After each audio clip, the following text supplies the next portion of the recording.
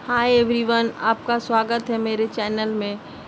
तो चलिए आज हम लोग हिस्ट्री का जो रिवीजन सीरीज चल रहा है उसमें आज हम लोग मौर्योत्तर काल के बारे में पढ़ेंगे। ओके, पिछले वीडियो में हम लोगों ने मौर्य वंश ख़त्म कर चुका है। मौर्य वंश देखिए, मौर्य वंश के बाद ही मौर्योत्तर काल आया। मौर्य वंश के बाद कोई बड़े शासक रहे नहीं, तो उसके बाद मतलब कि विदेशी आक्रमण होने लगे। तो इसके बाद विदेशी आक्रमण के बारे में ही आज पढ़ेंगे मेनली। इंडो ग्रीक, साक, पल्लव, कुषाण, ये सब जो इम्पोर्टेंट आए हैं। ओके, चलिए तो स्टार्ट करते हैं। तो देखिए मौर्योत्तर काल है ना, मौर्योत्तर काल जो मौर्य वंश लास्ट हम लोगों ने देखा। मौर्य वंश में क्या हम लोगों ने देखा, सबसे पहले चंद्रगुप्त मौर्य आए थे, फिर उसके बाद उनके बेटा बिंदुसार आए, बिंदुसार जो उसके बाद तीसरा नंबर में महान शासक अशोक आए। अशोक के 14 शिलालेख देखे, फिर 7 छोटे स्तंभ लिखे, फिर गुहा लेख भी कुछ थे। तो इस तरह से अशोक के बाद जो अंतिम शासक मौर्य वंश का बृहद्रथ थे। उसके बाद कोई बड़े शासक उतना मतलब कि जितना मौर्य वंश का अशोक और चंद्रगुप्त मौर्य ने विस्तार किया उतना कोई बड़ा शासक आ नहीं पाया। ओके, तो उसके बाद मतलब कि विदेशी आक्रमण जब थोड़ा कमज़ोर होने लगा तो विदेशी लोग भी आके थोड़ा जमाने लगे। तो सबसे पहले विदेशी आक्रमण, इसके बाद मौर्य वंश के बाद हम लोगों ने क्या देखा था सेकंड में, मौर्य वंश के बाद बृहद्रथ जो इनके लास्ट शासक थे। बृहद्रथ लास्ट शासक मौर्य वंश का था लास्ट। तो इसको जो शुंग वंश का पुष्यमित्र शुंग है, जो इसका सेनापति था पुष्यमित्र शुंग, उसने इन्हें मार के अपना राज्य स्थापित किया। तो पुष्यमित्र शुंग क्या था, उसके समय भी एक विदेशी आक्रमण डेमेटेरियस फर्स्ट आया था। हम लोगों ने पिछले वीडियो में देखा, अगर आपको नहीं मतलब याद है तो पीछे वाले रिवीजन वाले वीडियो में जाके आप देख सकते हैं। ओके, पहला डेमेटेरियस आया था, डेमेटेरियस यमन से ही आया था। जो डेमेटेरियस आया तो इसको फिर ये आया था इसको हराने पुष्यमित्र शुंग को। मेनली पुष्यमित्र शुंग कहाँ, विदिशा का था ना। तो फिर देखिए, ओके एक मिनट, थोड़ा सा यहाँ पे ये मगध था, यहाँ एमपी विदिशा था। तो यहाँ से जब मौर्य वंश का लास्ट शासक बृहद्रथ को हरा दिया तो पुष्यमित्र शुंग यहाँ मगध आ गया। तो उसके बाद यहाँ पे इधर से जो डेमेटेरियस का हमला हुआ तो वो इसको हराने आया था, बट पुष्यमित्र शुंग ने इसको हरा दिया और इसको वापस कर दिया। इसके बाद इसका अगला शासक यवन का मीनांडर बना था, मीनांडर। ओके, तो मीनांडर फिर आया था, तो मीनांडर भी आक्रमण किया। लेकिन मीनांडर को नागसेन थे ना, उन्होंने पकड़ के बौद्ध धर्म की शिक्षा दे दी थी। तो बौद्ध धर्म अपना लिया था मीनांडर यहाँ आके, मतलब यहाँ पे बौद्ध धर्म अपना लिया। तो कोई हमला किया, फिर हारा, तो फिर बौद्ध धर्म अपना लिया, तो वो तो इंड। फिर इसके बाद फिर हेलियोडोटस आया, तो वो भी आया, तो उसको भी भागवत धर्म अच्छा लगा तो भागवत धर्म अपना लिया। मतलब इस तरह से विदेशी लोग आ रहे हैं, ये पता चल रहा है। तो इसकी के बारे में विस्तार से इसमें हम लोगों ने पढ़ेंगे। उसके बाद सातवाहन वंश आए। सातवाहन वंश में भी देखिए, शुंग के बाद सातवाहन था ना, तो सातवाहन में भी फिर गौतमी पुत्र जो सातकर्णी थे, शाक के शासक जो नहपान आया था, नहपान को हराए थे ना गौतमी पुत्र सातकर्णी। इसके बाद वशिष्ठ पुत्र कुल्लू मानी, इनको हरा दिया शाक के शासक। उसके अनेक शासक जो रुद्रदामन आया वो हरा दिया। तो ये सब विदेशी आदमी है ना, तो ये शाक वाले हो गए। तो सबसे पहले हम लोगों ने इंडो ग्रीक को आते हुए देखा, फिर शाक को देखा सातवाहन के टाइम में, फिर पल्लव आएंगे, कुषाण का जो कनिष्क रहेगा चौथा बौद्ध संगीति करवाएगा। ये सब इसका एकदम हाईलाइटेड पॉइंट है। ओके, तो ये मैं एक्स्ट्रा बता दूँ। अब चलिए चलते हैं, क्या क्या लिखा हुआ है उसको थोड़ा रीडिंग मारते हैं। देखिए मौर्योत्तर के पतन के बाद मगध में छोटे छोटे में बट गया और कोई भी योग्य शासक नहीं रहा। जितना मौर्य काल में अशोक और चंद्रगुप्त थे उतना कोई योग्य नहीं रहा, जिसके कारण विदेशी आक्रमण भारत में एक अवसर उसको मिल गया आने का। फिर मौर्योत्तर काल के बाद भारत में 4 विदेशी आक्रमण हुए जो निम्नलिखित इस तरह से, मतलब इम्पोर्टेंट जो 4 ये हुए हैं। फर्स्ट जो ISPK, पहला इंडो ग्रीक जो हिंद यवन से आया है, यवन से, फिर शाक, फिर पल्लव, फिर कुषाण। ओके, इसका ट्रिक है ISPK, इंडो ग्रीक, शाक, पल्लव, कुषाण। ओके, पहला कुषाण आए शुंग वंश के टाइम में हम लोगों ने देखा। ओके, चलिए क्या हो रहा, हाँ, इंडो ग्रीक। इंडो ग्रीक को ही हिंदी में हिंद यूनानी बोलते हैं, यानी हिंद यूनानी, हिंद यूनान से आए हुए लोग को यूनानी बोलते हैं। इधर यूनान था मेनली, ईरान इराक का जो भी एरिया है ना, तुर्की, ये सब यूनान पहले बोला आता था। इसका देखो ये हिंद यूनानी कहाँ पे है, ये लिखा, यहाँ पे इंडिया है, यहाँ पे पाकिस्तान था, यहाँ पे एक हिंदू कुश पर्वत है, यहाँ पे अफगानिस्तान अभी है। इसके बाद ईरान इराक आएगा, तो ये हिंदू कुश पर्वत के बाद वाले लोगों को बोला जाएगा। इसका क्षेत्र हिंदू कुश पर्वत के समीप का बैक्टीरिया था। अंततः इसे बैक्टीरियल शासक भी कहा जाता है, बैक्टीरियन शासक भी कहा जाता है। देखिए हिंदू कुश पर्वत है जो अफगानिस्तान और पाकिस्तान के बॉर्डर पे, उसके बाद वाले एरिया को।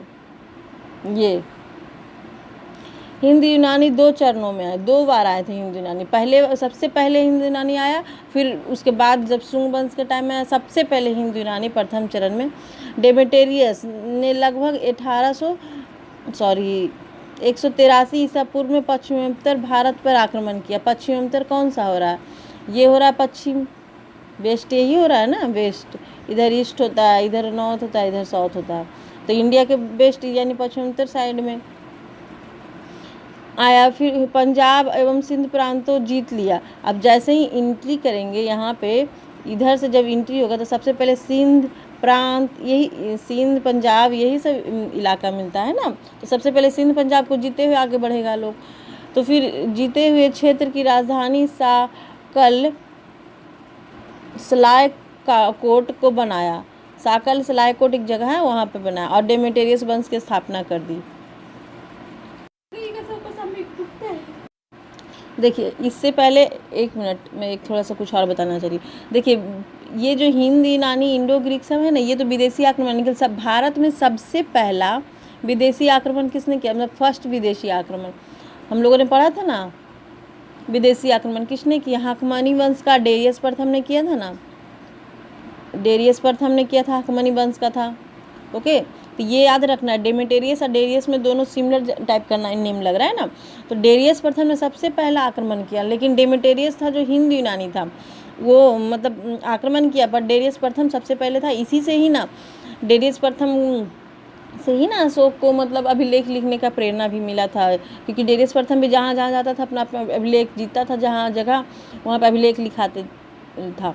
तो उसी तरह से अशोक ने भी अपने आप पूरे जगह को जहाँ जितना जीता, जितना साम्राज्य राज्य किया, उतना में अभिलेख लिखा है। ओके, तो डेरियस प्रथम पहला विदेशी आक्रमण था, और डेमेटेरियस जो पहला हिंद यूनानी थे, ये मतलब थोड़ा सा याद रखिएगा। तो डेमेटेरियस 183 ईस्वी में आए थे, पंजाब सिंध को जीते, फिर डेमेटेरियस वंश की स्थापना की।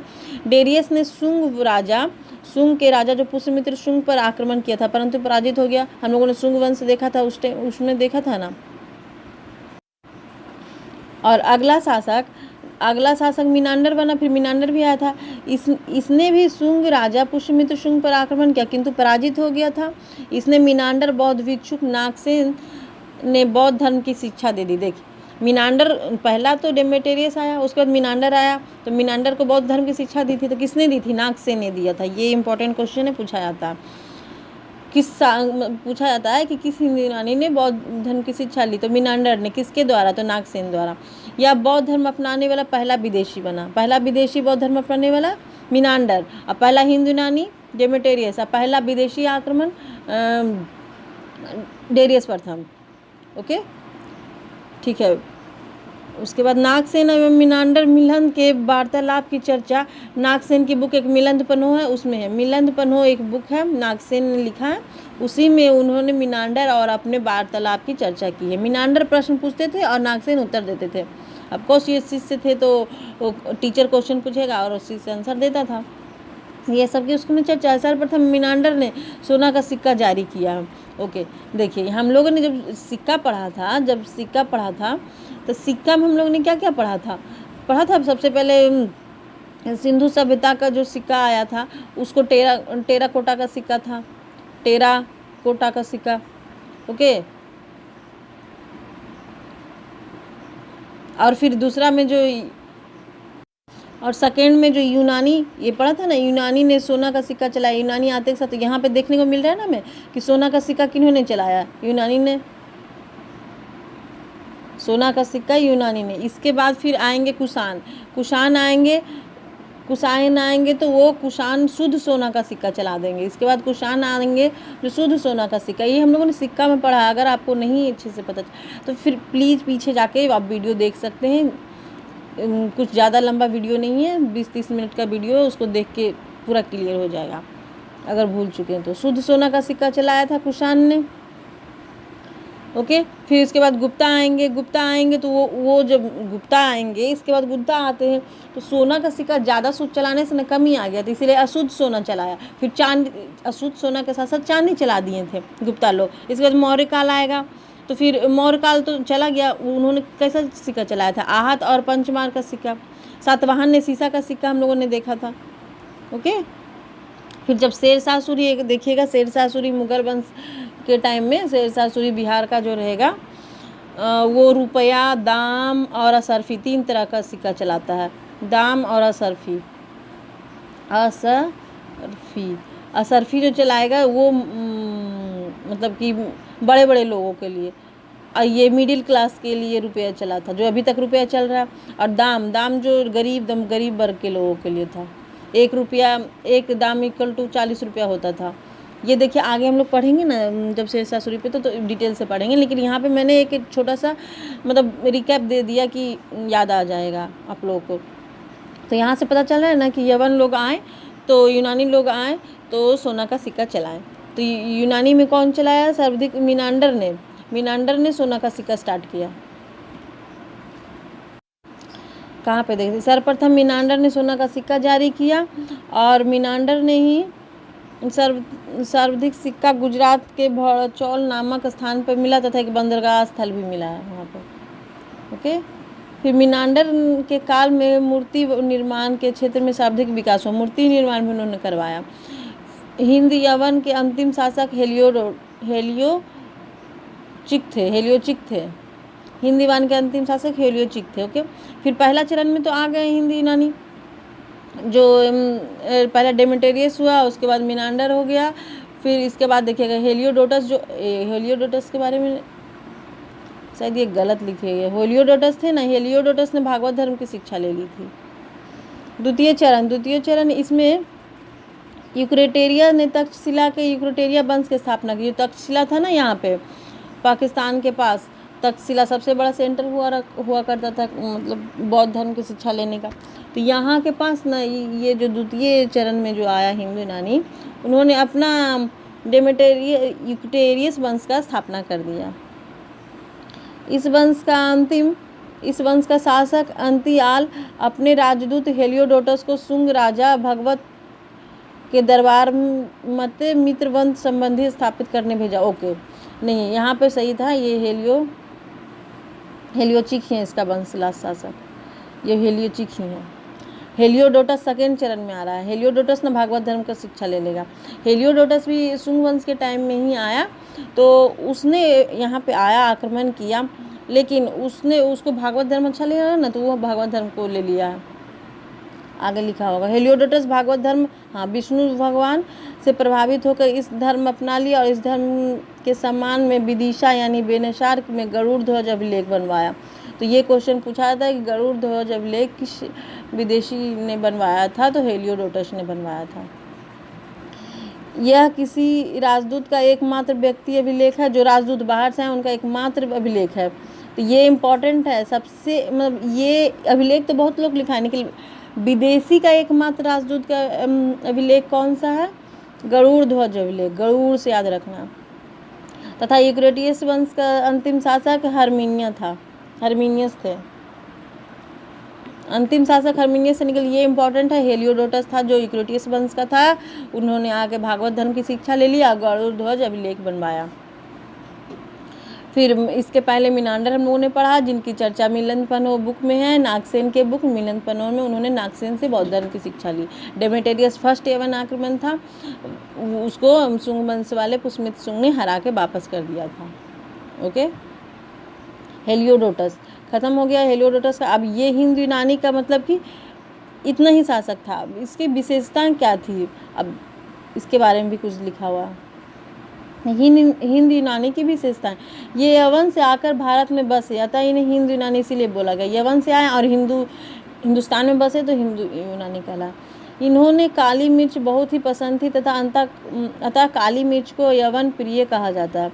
भारत में पहली बार चित्र युक्त एवं लेखा युक्त सोने के सिक्के यूनानी ने चलाए। तो देखे ही हम लोगों ने कि मिनांडर ने सोना का सिक्का स्टार्ट किया, जिसे ड्राम कहा जाता था, और ये खरोष्टी भाषा में लिखा हुआ था। अब सिक्का रहता है, उस पे सिक्का था ना, उस पे कुछ चित्र वगैरह लेखा युक्त ये सब लिखे रहते थे, जो खरोष्टी भाषा में लिखे रहते थे। अभी जैसे हिंदी इंग्लिश में लिखा रहता है ना, उस तरह से पहले भी। यूनानी ने भारत में खगोल, ज्योतिष, गणित तथा समय का गणना का प्रारंभ किया। खगोल मतलब ज्योग्राफी एरिया को, फिर ज्योतिष विद्या, फिर गणित मैथमेटिकल का, फिर समय, ये सब का गणना मतलब कैलेंडर वगैरह स्टार्ट करेंगे हिंद यूनानी लोग गणना के लिए, सही मतलब कुछ सुलभ करने के लिए। देखिए, भारतीय नाटक का विकास भी यूनानी के दौरान हुआ। भारतीय नाटक में पर्दा के लिए यवनिक शब्द का प्रयोग हुआ। जो पर्दा में रहते थे ना नाटक में, उसमें यवनिक शब्द का उपयोग हुआ। एंडो ग्रीक शासक, एंडो ग्रीक किसी को बोल रहे हैं, हिंदू यूनानी को, में मूर्ति निर्माण के क्षेत्र में एक नई शैली गांधार शैली का विकास हुआ। देखिए, इंडो ग्रीक जो आए ना, तो गांधार शैली का विकास स्टार्ट कर दी। गांधार शैली एक मूर्ति बनाने की एक कला है। इस शैली में निर्मित प्रथम मूर्ति महात्मा बुद्ध की मूर्ति बनी। सबसे पहले गांधार शैली में किनका मूर्ति बना है? तो महात्मा बुद्ध का मूर्ति बना है, महात्मा बुद्ध का। क्योंकि सबसे पहले मिनांडर आया जो बौद्ध धर्म की शिक्षा ली, तो बौद्ध धर्म से प्रभावित होकर बौद्ध धर्म के बारे में ही ना बनाएगा, उनका ही मूर्ति बनाया गांधार शैली में। क्योंकि गांधार पे इन लोगों ने तक्षशिला गांधार जो था ना, यहाँ पे गांधार शैली चलता था तक्षशिला के पास, तो गांधार शैली में ही सारा चीज़ विकसित करना स्टार्ट किया। अब शाक्य, देखिए ये शाक्य वंश है, वो शुंग वंश था जो हम लोग का था ना, पाटलिपुत्र विदिशा शुंग वंश के टाइम में आए थे डेमेट्रियस मिनांडर वगैरह। ये जो दूसरा है शाक्य वंश है, ये भी बाहर से आए हुए विदेशी हैं, जिनको सीथियन वंश भी बोला जाता है। ये 90 BC में आया। मौर्योत्तर काल में भारत पर आक्रमण करने वाला दूसरा आक्रमणकारी शाक और शून्यथन थे। ये बेलन दर्रा पार करके भारत आए थे तथा शाक मध्य एशिया के रहने वाले थे।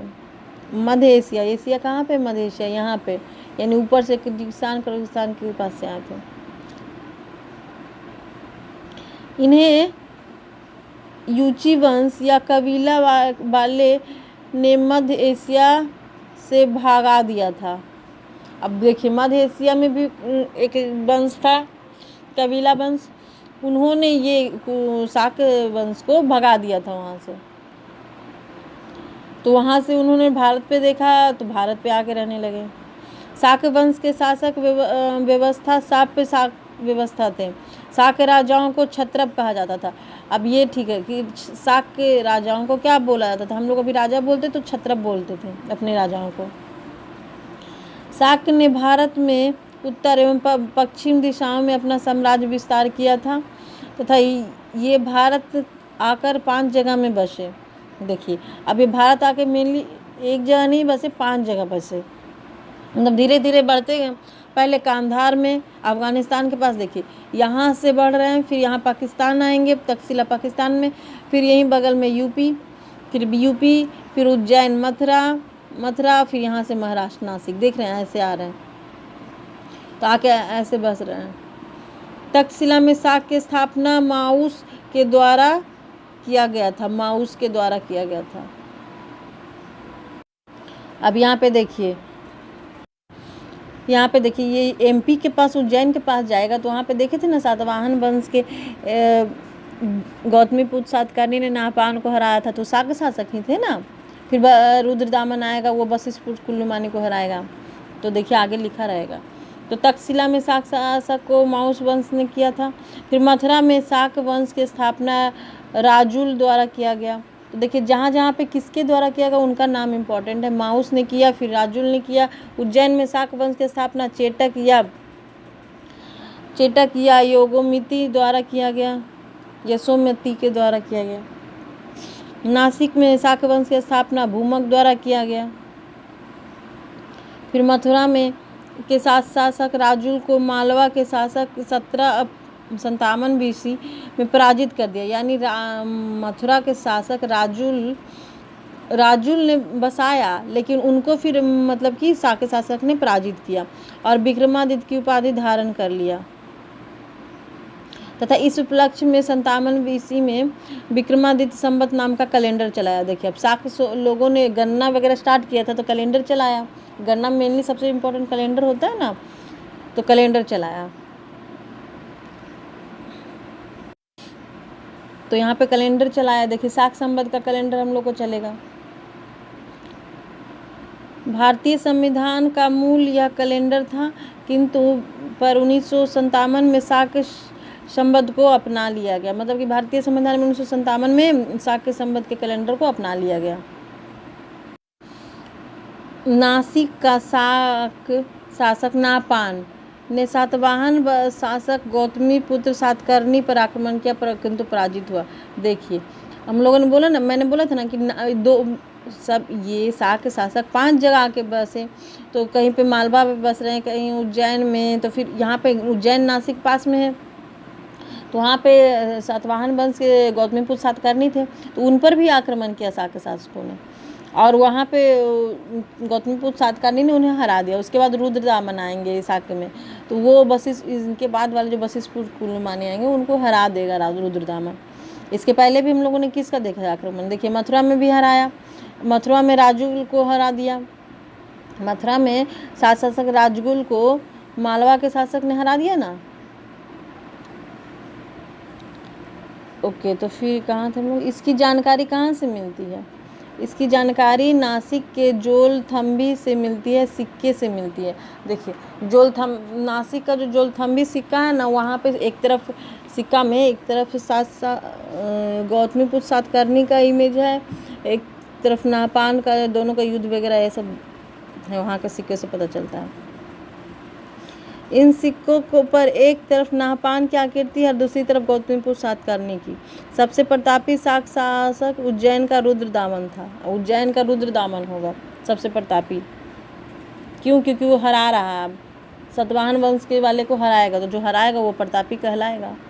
रुद्रदामन ने सातवाहन वंश वशिष्ठपुत्र पुलिमानी को पराजित कर दिया और रुद्रदामन का गुजरात के सौराष्ट्र प्रांत में गिरनार पहाड़ी पर जूनागढ़ अभिलेख लिखाया। ओके, यहाँ पे गुजरात है, तो यहाँ पे ही रुद्रदामन ने एक अपना अभिलेख लिखवाया, जूनागढ़ अभिलेख गुजरात में। क्यों लिखवाया? क्योंकि वो ये यहाँ पे बता रहा है कि मैंने वशिष्ठ पुत्र जो कुलीमानी है, मैंने उन्हें हराया है। यही सब के बारे में वो लिखा है गिरनार पहाड़ी पे। अच्छा, देखिए एक चीज़ और, देखिए शाक वाला जो रुद्रदामन वो तो कौन सा अभिलेख लिखा रहा है? जूनागढ़ अभिलेख। लेकिन सबसे मतलब विदेशी आक्रमण जो सबसे पहले अभिलेख लिखवाया, जो राजदूत बाहर से आया था, वो गरुड़ ध्वज अभिलेख हम लोगों ने ऊपर देखा। गरुड़ ध्वज अभिलेख किसने लिखवाया था? हेलियोडोटस ने। तो ये सब चीज़ देखिए, रिमेम्बर करते चलना है। हेलियोडोटस ने पहला गरुड़ ध्वज अभिलेख लिखा है। उसके बाद शाक वाले का रुद्रदामन अभिलेख, जूनागढ़ अभिलेख देखने को मिल रहा है, जो सौराष्ट्र के गुजरात में जूनागढ़ अभिलेख लिखवाया। यह संस्कृत भाषा में लिखा था। भारत का पहला अभिलेख है। इस अभिलेख में यह जानकारी मिलती है कि चंद्रगुप्त मौर्य ने सरकारी खर्चे से गुजरात के सौराष्ट्र में सुदर्शन झील बनवाया था। देखिए, ये जीता जो लिखा, और जो हम लोगों ने पढ़ा था ना कि सुदर्शन झील का निर्माण चंद्रगुप्त मौर्य ने किया था, तो जूनागढ़ अभिलेख में ही किया था। तो यहाँ पे ये जूनागढ़ अभिलेख से पता चलता है। जूनागढ़ अभिलेख किसने लिखवाया? रुद्रदामन ने। तो चंद्रगुप्त मौर्य ने सुदर्शन झील बनवाया। इससे ही पता चलता है कि चंद्रगुप्त मौर्य का वर्चस्व इधर दक्षिण भारत में, मतलब पूर्वी पश्चिमी भारत में भी था, महाराष्ट्र के तरफ। इसी अभिलेख वगैरह से पता चलता है कि चंद्रगुप्त मौर्य ने भी मतलब कि यहाँ पे अपना शासन किया था, तो यहाँ पे इसीलिए झील बनवाया था। तो सुदर्शन झील को किसने बनवाया? चंद्रगुप्त मौर्य ने इसको पुनः निर्माण, मतलब अब इतने दिन हो गए तो बिगड़ गया हो, तो इसको मतलब पुनः निर्माण रुद्रदामन ने किया। तो उसने अपने बारे में भी लिखा और चंद्रगुप्त मौर्य के बारे में, जो असली संस्थापक, उनके बारे में भी लिखा कि पहले की कितनी मतलब सच्चाई होती थी राजाओं के पास। तो देखिए, यह संस्कृत भाषा में लिखा था भारत का पहला अभिलेख। यह अभिलेख की जानकारी चंद्रगुप्त मौर्य ने सरकारी खर्चे पर गुजरात में सौराष्ट्र में सुदर्शन झील बनवाया था। कहने का मतलब यही है कि चंद्रगुप्त मौर्य ने सुदर्शन झील बनवाया, उसको पुनः निर्माण रुद्रदामन ने किया, और ये अभिलेख की चर्चा जूनागढ़ अभिलेख में, जो गुजरात में है, वहाँ पे है। यह अभिलेख चंद्रगुप्त मौर्य के पश्चिम में विस्तार की जानकारी देती है। मैंने बताया ना, रुद्रदामन इस झील का पुनः निर्माण मतलब जीर्णोद्धार बोलते हैं पुनः निर्माण को, अपने अधिकारी सुविशाखा द्वारा करवाया। ये अधिकारी का नाम पूछता है, सुविशाखा द्वारा उन्हें पुनः निर्माण करवाया। तथा गुप्त शासक स्कंदगुप्त ने भी इस झील का पुनः निर्माण करवाएंगे। आगे जाके गुप्त शासक आएंगे। तो इन देखिए, शासक लोग आ रहे हैं तो ये 200, 300, 400 वर्ष का गैप होते जा रहा है ना, तो 200, 400 वर्ष में कुछ तो बिगड़ता है ना, इसीलिए उसको दोबारा पुनर्निर्माण करवाया जा रहा है। ओके, अब यहाँ पे नोट में क्या दिया हुआ है, ब्राह्मी लिपि आधुनिक रूप ही देवनागरिक है। हिंदी संस्कृत देवनागरिक लिपि में लिखी जाती है। ओके, जो ब्राह्मी लिपि पहले वाला था ना, उसी का मतलब कि मॉडर्न रूप है देवनागरिक, जो अभी चलता है। अभी नाउ प्रेजेंट में देवनागरिक लिपि ही चलता है। ये ब्राह्मी लिपि का ही आधुनिक रूप है। जो हिंदी संस्कृत वगैरह ये सब है ना, देवनागरिक लिपि में लिखी जाती है। अंतिम शासक रुद्र सिंह थर्ड थे, तथा गुप्त शासक चंद्रगुप्त द्वितीय ने शाक्यों का सर्वनाश कर दिया। जो गुप्त शासक इसके बाद आएंगे ना, तो यही जो शाक्य वगैरह वहाँ पे ही थे, गुप्त वंश जहाँ पे स्टार्ट हो रहा था, श्रीगुप्त जो आएंगे वो मतलब कि शाक्य शासक को मार के अब अपना वर्चस्व फैलाएंगे। तो देखिए, तो हम लोगों ने यहाँ जो देखा था लास्ट में, पहले सातवाहन वंश को किसने मारा? सातवाहन वंश के गौतमी पुत्र सातकर्णी ने नाहपान जो शाक्य शासक है उनको पराजित किया। लेकिन इसका जो रुद्रदामन आएगा वो जीता। और किसको हराया? वशिष्ठपुर कुल्लूमानी को। अब इसका भी दिन फिरेगा, तो इसको हराएगा गुप्त शासक श्रीगुप्त हराएंगे। ओके, इसी तरह से आगे बढ़ते जा रहा। तो लास्ट शासक रुद्र सिंह था उसका, जो गुप्त शासक चंद्रगुप्त द्वितीय को शाक्य ने सर्वनाश कर दिया और इस उपलक्ष्य में विक्रमादित्य की उपाधि धारण किया था। इसीलिए चंद्रगुप्त मौर्य वो अलग है और चंद्रगुप्त गुप्ता काल वाले अलग हैं, जिन्होंने अपना मतलब कि शाकों को विनाश करके विक्रमादित्य की उपाधि धारण किया और चांदी के सिक्का चलाएं। इस सिक्के को रूपक भी कहा जाता है। सिक्का में हम लोग अभी मैंने बताया ना कि यूनानी लोग आए, शाक्य लोग आए तो पहले सोना का सिक्का चलाएं और ये शाक्य वाले शुद्ध सोना का सिक्का चलाएं। फिर गुप्त वाले आएंगे जो अशुद्ध सोना का सिक्का और चांदी का सिक्का, तो ये चांदी का सिक्का। देखिए, सब देखने को मिल रहा है ना लिखा हुआ। शाक्य शासकों ने 78 ईस्वी में प्रारंभ किए गए एवं कनिष्ठ के कैलेंडर का इतना अधिक प्रयोग हुआ कि इसे शाक संवत कहा गया। मतलब कि जो शाक का जो कैलेंडर था उसको कनिष्ठ जो कुषाण वाले आएंगे वो इसको इतना मतलब कि यूज करते हैं, तो वो इसीलिए प्रचलन में आ गया, इसीलिए इसको शाक संवत बोला गया। शाक के द्वारा चलाया गया संवत। अब देखिए, कुछ कैलेंडर के बारे में मतलब आया, तो कैलेंडर के बारे में भी कुछ बताया कि कैसा कैसा कैलेंडर पहले चलता था। देखिए, मेनली हम लोग के भारत में ना पहले 2 तरह का कैलेंडर देखेंगे हम लोग। भारत में जो चलता था ना, विक्रम संवत चलता था। विक्रम संवत नाम का कैलेंडर चलता था। ओके, तो ये कैलेंडर और ये ग्रेकेनियन कैलेंडर जो किसने चलाया था? शाक लोगों ने चलाया था, इसलिए शाक संवत कैलेंडर भी बोला था। ग्रेकेनियन कैलेंडर, तो ये विक्रम संवत ग्रेकेनियन कैलेंडर ना कितना ना 57 वर्ष का मतलब अंतर था। ये यानी ये विक्रम संवत 57 वर्ष आगे चलता था। तो जो संविधान में हम लोगों ने जब 1949 में हम लोगों ने बनना स्टार्ट किया, ये सब लागू हुआ, तो हम लोग को 2006 लिखा था, वो विक्रम संवत के अनुसार था। लेकिन फिर बाद में जाके संविधान में ग्रेकेनियन कैलेंडर को अपना लिया गया। इसी के बारे में देखिए विस्तार से लिखा हुआ है, चलिए पढ़ते। ये सूर्य पर आधारित था ग्रेकेनियन कैलेंडर, यानी यह ईसा के जन्म के प्रारंभ से होता है, यानी ईसा मसीह का जो जन्म हुआ ना वहाँ से, यानी ये 0 बोलते हैं, तो इसके पहले BC बोलते हैं यानी बिफोर क्राइसिस, और इसके बाद AD बोलते हैं, यानी यहाँ पे ईसा मसीह का जन्म हुआ, इसके बाद वाले समय और इसके पहले वाला समय, इस तरह से ग्रेगोरियन कैलेंडर में मापा जाता है।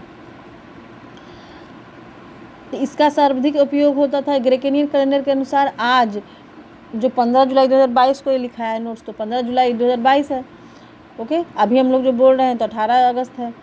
तो विक्रम संवत, इसे मालवा शासक विक्रमादित्य 4 ने 57 ईस्वी में प्रारंभ किया था। तो मालवा के शासक थे ना विक्रमादित्य 4, उन्होंने स्टार्ट किया था। ये ग्रेगोरियन कैलेंडर मैंने बोला ना 57 वर्ष आगे है विक्रम संवत से, तथा अर्थात विक्रमा संवत की तिथि ज्ञात करने के लिए 57 वर्ष जोड़ना पड़ेगा। जैसे कि एग्जाम्पल में दिया हुआ, जैसे 15 जुलाई 2022 है, उसमें 57 वर्ष जोड़ दीजिए, यानी कि 15 जुलाई 2059 बोला जाता है इसको, 79 है अभी, तो कितना 57 वर्ष आगे चल रहा है विक्रम संवत, इसलिए अभी वो ज़्यादा उपयोग नहीं होता। अभी ग्रेगोरियन कैलेंडर जो शासक द्वारा चलाया हुआ है उसी को यूज होता है। इसी कारण संविधान लागू की तिथि 1949 को विक्रम संवत यानी 2006 कहलाता है, लेकिन बाद में जाके कहाँ गया, बाद में जो शाक संवत है इसे कनिष्क ने बाद में, जो इसके बाद जो शाक के बाद पल्लव कुषाण आएंगे, तो कुषाण के जो कनिष्क जो सबसे इम्पोर्टेंट राजा है वो अपना राज्याभिषेक के समय यह ग्रेगोरियन कैलेंडर को 78 ईस्वी में यह ग्रेगोरियन कैलेंडर से 78 ईस्वी बाद आया, मतलब जो ग्रेगोरियन कैलेंडर है ना उसके बाद आया, अतः यह ग्रेगोरियन कैलेंडर के 78 साल पीछे है। मतलब कि ग्रेगोरियन जो कैलेंडर है शाक संवत का था ना, तो वो ना शाक संवत के जो कैलेंडर था उसके 78 साल बाद लाया, तो ये 78 साल पीछे है ग्रेगोरियन कैलेंडर से शाक संवत वाला। यानी 22 मार्च 1997 में जो राष्ट्रीय पंचांगन हुआ उसमें शाक संवत को अपना लिया गया। हमारे जो संविधान में 1997 में संशोधन वगैरह हुआ ना, उसके बाद हम लोगों ने शाक संवत वाला ही कैलेंडर को अपना लिया। तो 3 तरह के हम लोगों ने कैलेंडर देखे। पहले जो हम लोग का विक्रम संवत चल रहा था, फिर ग्रेगोरियन कैलेंडर आया। विक्रम संवत यानी पहले है तब ना, पहले आ रहा है 57 वर्ष पहले, फिर इसके बाद ग्रेगोरियन कैलेंडर आया, इसके बाद शाक वाले आए, शाक वाला भी अभी चल रहा है, ये इससे 57 वर्ष आगे है, और फिर ये इससे 78 साल पहले है, इसलिए अभी शाक के अनुसार हम लोग चल रहे हैं। शाक की तिथि ज्ञात करने के लिए ग्रेगोरियन कैलेंडर में 78 साल घटाया जाता, उसमें 57 साल जोड़ा जाता था, इसमें 78 साल घटाया जाएगा।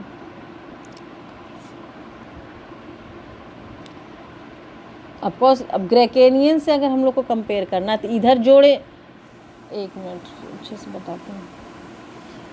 ये ग्रेगोरियन कैलेंडर है, मान लीजिए इधर विक्रम संवत को निकालना रहेगा, तो इसमें क्या करेंगे, और इधर हम लोग को क्या शाक संवत वाला निकालना रहेगा।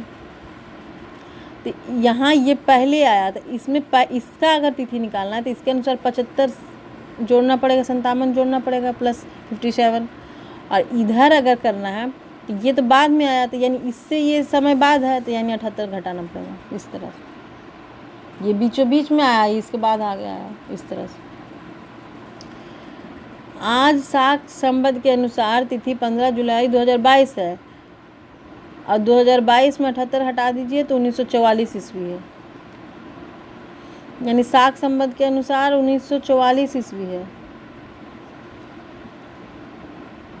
शाक संवत में विक्रम संवत के बीच का अंतर 135 वर्ष है, कौन सा 35 वर्ष होगा, 78 और 57 135 होता है ना। विक्रम संवत और शाक संवत, हिजरी कैलेंडर, मुस्लिम कैलेंडर, हिजरी जो है ना मुस्लिम का कैलेंडर था, वो जैसे चांद चलता है ना, चांद के अनुसार उनका कैलेंडर रहता है। जैसे देखिए चांद है तो 15 दिन जो रहता है, पूर्णिमा के बाद वाला अंधेरिया रहता है, फिर 15 दिन जोरिया रहता है, तो उस तरह से कभी 28 दिन भी रहता है, कभी 27 दिन, कभी 29 दिन हो जाता है। तो हिजरी कैलेंडर में आगे पीछे दिन होते रहता है, इसलिए देखिए कभी ईद आएगा पहले, कभी जून जुलाई में ही आ जाएगा, कभी अगस्त सितंबर में आ जाएगा, तो उन लोग का बहुत आगे पीछे, इसलिए उन लोग का कैलेंडर उतना नहीं चल पाया। कितना आगे पीछे समय का गणना करना, बस उनका मुस्लिम लोग ही फॉलो करते हैं, कुछ लोग हिजरी कैलेंडर मुस्लिम कैलेंडर चंद्रमा पर आधारित है, अतः इनका त्यौहार में भी हर एक वर्ष में 11 दिन पीछे हो जाता है, किंतु 3 साल बाद शाक संबंध में एक अतिरिक्त महीने जोड़ दिए जाते हैं। ओके,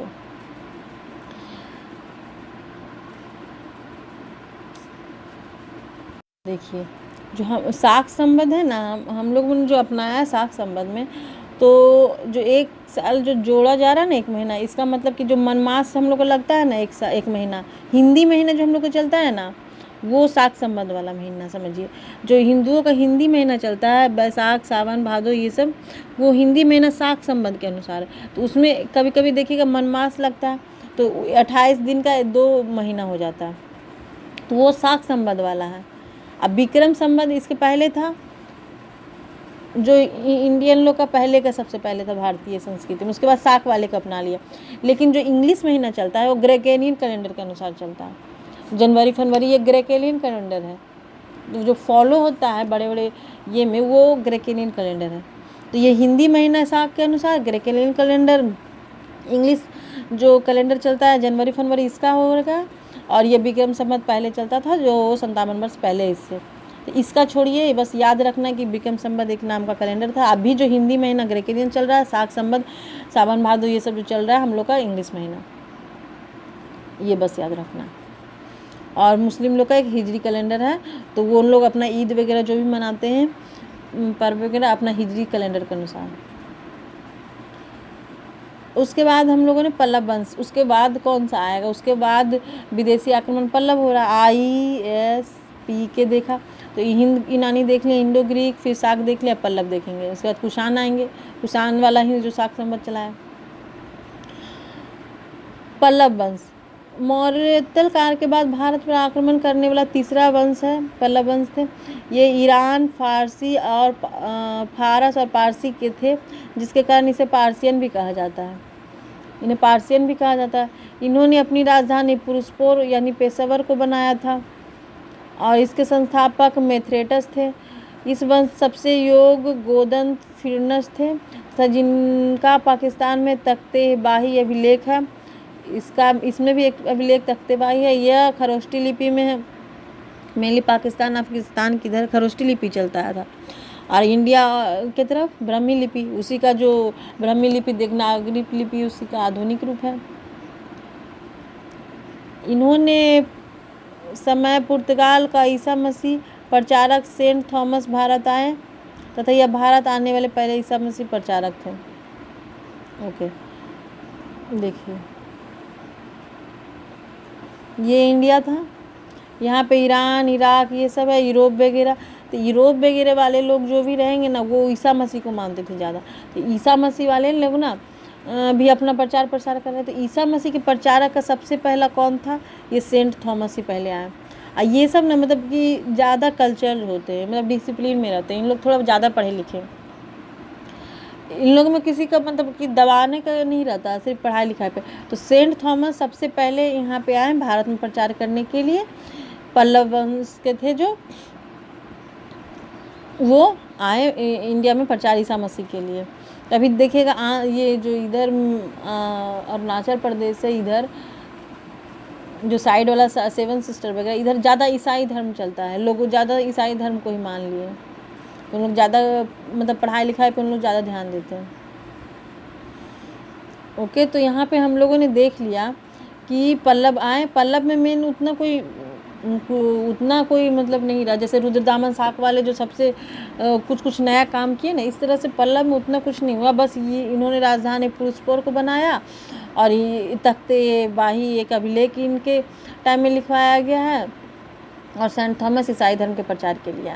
और शाक वाले में कौन कौन लिखवाए थे, जूनागढ़ अभिलेख लिखवाया गया, जूनागढ़ अभिलेख रुद्रदामन के द्वारा लिखाया गया। और फिर इंडो ग्रीक में गरुड़ ध्वज अभिलेख, सबसे पहला अभिलेख विदेशी आक्रमण द्वारा हेरोडोटस ने लिखवाया था। ओके,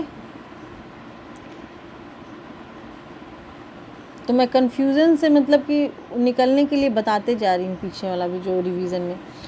कुषाण शासक देखेंगे। अब कुषाण शासक इसका चर्चा तो हम लोग पीछे से ही देख रहे हैं, जब बौद्ध संगीति वगैरह करवाएं, तो तो एक शासक कुषाण का कनिष्क तो सबसे इम्पोर्टेंट है ही। चलिए, तो मौर्योत्तर काल के में भारत में आक्रमण करने वाला अंतिम शासक कुषाण था। मौर्य काल था, उसके बाद मतलब इंडिया में कोई तो उतना उभरा नहीं ना, तो यानी लास्ट जो विदेशी आक्रमण कुषाण वाले रहेंगे। ये मध्य एशिया यानी चीन तुर्किस्तान के निवासी थे। ये देखिए यहाँ पे इंडिया है, इसके ऊपर चाइना है, तो यहाँ से आए थे कुषाण वाले। और यवन वाले इधर से आए थे, हिंद यूनानी लोग। फिर ईसाई प्रचार के लिए भी इधर ही से आएंगे, पल्लव वगैरह भी। तो देखिए चारों तरफ से इंडिया में, इधर तो पानी है, इधर से मतलब चारों तरफ से इंडिया में आते हैं विदेशी आक्रमण के लिए। फिर बाद में देखिए मुस्लिम आक्रमण देखेंगे। अभी कुषाण के बाद गुप्ता आएंगे, इंडिया वाले ही उभरेंगे। ये मध्य एशिया चीन तुर्की के निवास स्थान थे। मध्य एशिया में से यूची काबिला 5 भागों में बटा था। इसी 5 में से एक कुषाण थे। उनमें वहाँ जो चाइना में एक कूची काबिला होगा, उसमें से एक कुषाण भाग मतलब बट के यहाँ इंडिया की तरफ आया। कुषाण का क्षेत्र मध्य एशिया के अदुनरी नदी से लेकर गंगा के दौरान था। मतलब कि अंदराई एक नदी है मध्य एशिया का, यहाँ पे वहाँ से गंगा तक का क्षेत्र कुषाण का था। कुषाण वंश के संस्थापक कुडल कटफिसस थे। जो संस्थापक थे ना कुषाण वंश के, कुडल कटफिसस थे। और ये मतलब 1 AD से स्टार्ट 126 AD तक लगभग रहे हैं। इन्होंने तांबा का सिक्का चलाया था। कुषाण ने तांबा का सिक्का चलाया था ज़्यादा। तांबा के सिक्का के साथ साथ ना शुद्ध सोना का भी सिक्का चलाएंगे। देखिए इसके पहले जो यूनानी लोग आए थे, उन्होंने सोना का सिक्का चलाया था, तो ये शुद्ध सोना का चला देगा। अच्छा, ये शैव धर्म को मानते थे। शैव धर्म किनको बोलते हैं? जो शिव भगवान के उपासक रहते हैं, शिव भगवान को मानने वाले, जिनका प्रमाण उनके सिक्के से मिले हैं। तथा इन्होंने सिक्के के एक तरफ कुडल कटफिसस तथा दूसरी तरफ नंदी बैल की आकृति बनाई है। अब नंदी बैल है तो किनके? नंदी बैल तो शिव भगवान के ही हैं, है ना, उनके। तो इसीलिए शिव भगवान का मतलब कि पता चल रहा है कि ये शैव के उपासक थे। अगला शासक भीम कटफिसस, मतलब कि कुडल कटफिसस का बेटा भीम कटफिसस, इसका बेटा फिर ये कुषाण कनिष्क होंगे। जो इस वंश का वास्तविक संस्थापक था भीम कटफिसस, मतलब कि अपने वंश का पूरा उन्नति वगैरह डेवलपमेंट वाला काम किया होगा। ये शैव धर्म को मानता था। तथा इन्होंने माहेश्वर की उपाधि धारण की थी। उपाधि धारण कौन सा किया? महेश्वर का। इनके सिक्के पर एक तरफ खरोष्टी लिपि में इनका नाम लिखा हुआ रहता था, तो दूसरी तरफ शिव पार्वती एवं त्रिशूल या नंदी वगैरह का मतलब आकृति बना रहता था। कुषाण वंश का सबसे प्रतापी शासक कनिष्क था, यानी भीम का देखिए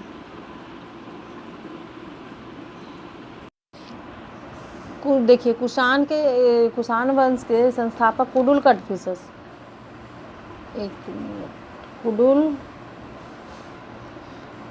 कुडल कटफिसस याद रखिए, कटफिसस, उनके बेटा भीम कटफिसस, और फिर इनके बेटा कनिष्क आएंगे, कनिष्क थे। तो तीनों मतलब देखिए असली संस्थापक भीम कटफिसस थे। तो देखिए तीनों मतलब कि अच्छे, तीनों का नाम याद रखना है। तीनों मतलब समझिए प्रतापी हैं। भीम कटफिसस ने अपना वास्तविक संस्थापक इनको कहलाता है। कनिष्क आएंगे जो बौद्ध संगीति करवाएंगे, चौथी। कहाँ तक थे? हाँ, कुषाण वंश सबसे प्रतापी शासक, हाँ कुषाण वंश सबसे प्रतापी शासक कनिष्क था। इन्होंने 78 ईस्वी में अपना राज्याभिषेक करवाया, यानी 78 ईस्वी समझ जाइए, अब इधर आ गए AD में। इस अवसर पे शाक संवत प्रारंभ किया। देखिए जब उन्होंने कुषाण के कनिष्क ने अपना राज्याभिषेक करवाया, तो उसी के साथ जो शाक का जो था ना कैलेंडर, उसको उन्होंने चुरा लिया, मतलब एक तरह से कॉपी कर लिया और वही कैलेंडर चला दिया अपने नाम से। ओके, शाक का जो कैलेंडर था ना, शाक संवत, उसी को इन्होंने अपनी राजनीति की राजधानी पेशेवर को बनाया, जबकि संस्कृति की राजधानी तक्षशिला को बनवाया, और बाद में संस्कृति की राजधानी मथुरा यानी मशहद को बनाया। यानी 3 तरह की इन्होंने राजधानी बनाया। यहाँ पे तक्षशिला को बनाया, फिर ये मथुरा यूपी के पास, और फिर पेशेवर को बनवाया। कनिष्क ने पाटलिपुत्रा पर आक्रमण किया था। यहाँ पे पाटलिपुत्रा था, तो यहाँ पे वो मेनली मथुरा यूपी पर रहते थे, तो पाटलिपुत्रा पर आक्रमण किया था।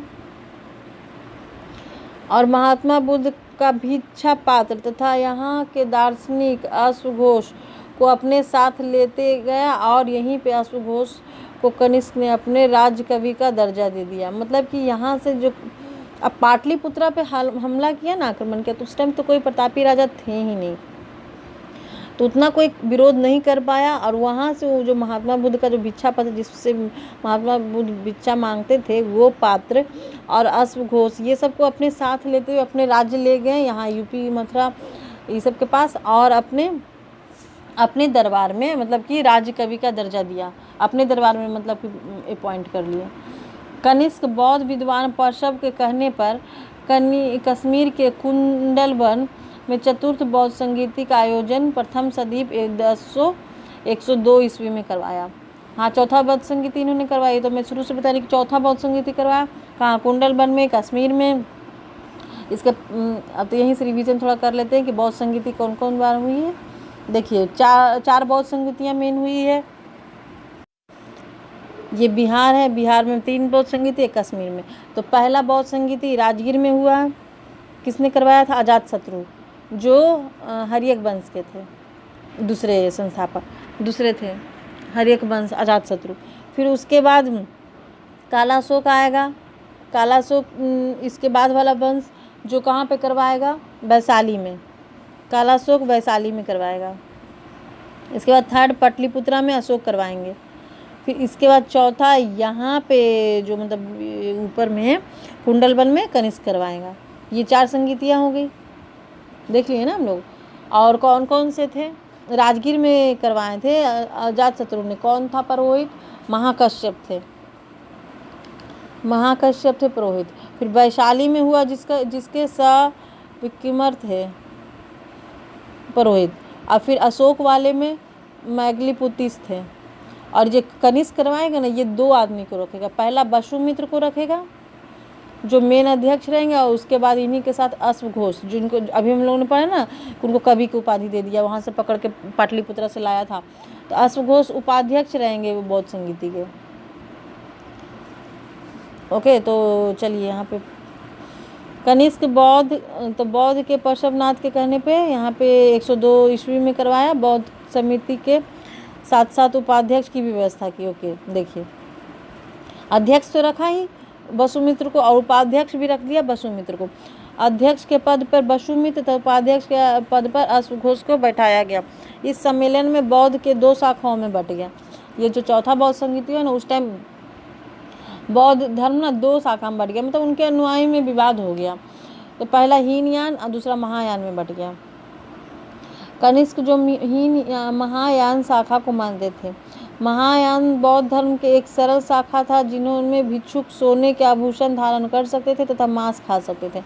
जो महायान वाला जो नया तरह का बना, हीनयान वाले थे ना, जो बौद्ध धर्म महात्मा बुद्ध जैसे बोलते थे ना, सेम वैसे ही काम करना, मतलब कि ज़्यादा खाना पाना, अपना इच्छा पे को दबाना है, ये सब पे। लेकिन महायान वाले अपना नया ही स्टार्ट कर दिए कि नहीं, इच्छा को पूरी करियो, उसके बाद ही सोना वगैरह सब पहन सकते हैं। मांस वगैरह नहीं खाते थे महात्मा बुद्ध वगैरह हीनयान वाले, लेकिन महायान वाले नया जो खाने लगे। इसके बाद फिर देखिए आगे जाके ना ये ब्रजयान में टूट जाएगा, मॉडर्न में हम लोग पढ़ेंगे। तो महायान बौद्ध धर्म का हो गया। कनिष्क के प्रयास से ही बौद्ध की महायान शाखा का प्रचार मध्य एशिया एवं चाइना में हुआ। चाइना से आया था तो चाइना में जाके किया। कुषाण आया ना चाइना से, कौन कबीला से आया?